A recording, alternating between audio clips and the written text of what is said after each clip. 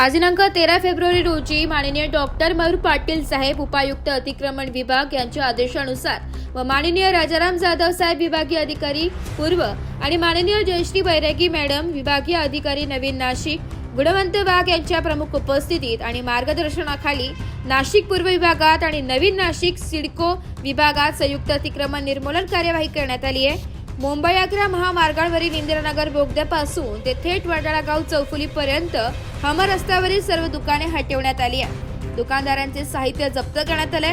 Sainath Nagar signal पासून पाथडी गाव पर्यंतच्या व पाथडी गाव ते पाथडी फाटा आणि पाथडी फाटा ते गोविंद नगर जॉगिंग ट्रॅक या परिसरात गस्त घालून हमर रस्त्यावरील दुकानांवर कार्यवाही करण्यात आली आहे।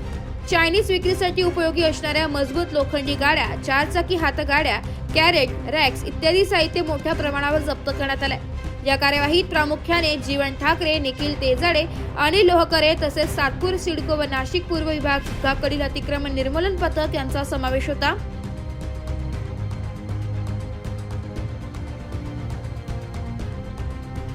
मनपाकडे तैनात असलेले पोलीस पथक आणि अतिक्रमण पथकातील कर्मचारी यांना संरक्षण देण्याचे व कामगारांचे मनोधैर्य वाढविण्याची चोख कामगिरी बजावली आहे।